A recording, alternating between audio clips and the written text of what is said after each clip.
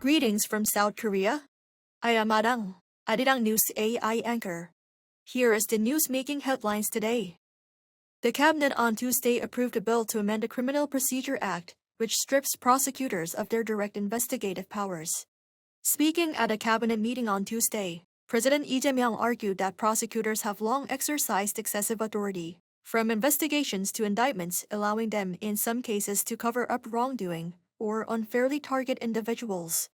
At the same time, Lee acknowledged growing concerns over concentrating investigative powers in the hands of the police, saying follow-up measures would be needed. The amendment, which takes effect from October 2nd, would leave prosecutors with the authority to decide whether to file charges based on evidence gathered by police or other investigative agencies. They would only be able to request additional investigations when deemed necessary. South Korea is experiencing an intense heat wave as high temperatures persist. The Korea Meteorological Administration has expanded its severe heat wave warnings.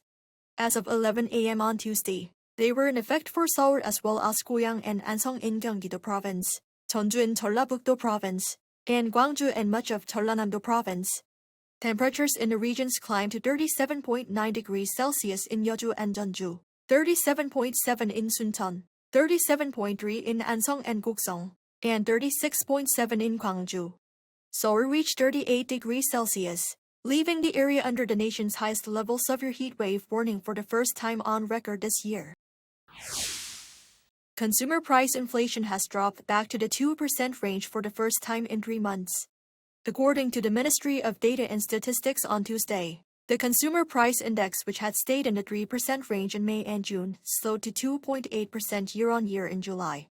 Petroleum product prices rose 15.5% last month, cooling down from a nearly 25% increase in June.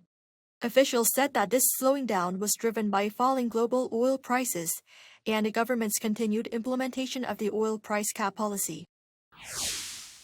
It has been widely reported for years that North Korea's undercover IT workers have tried to secure remote jobs from around the world. Pyongyang is now claiming that this is a, quote, smear campaign designed to tarnish its image and justify international pressure.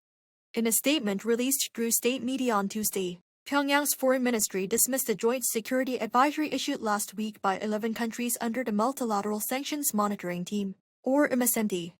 The regime labeled the coalition an illegal phantom organization spreading false information.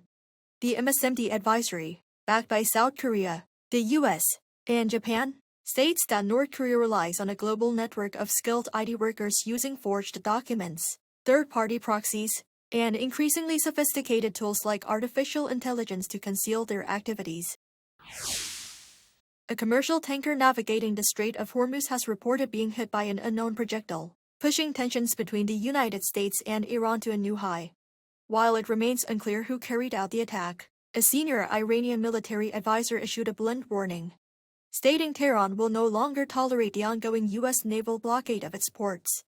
He warned that American forces face serious risks and casualties if the blockade persists, adding that Iran will not allow the opening of an alternative shipping corridor through the Strait of Hormuz.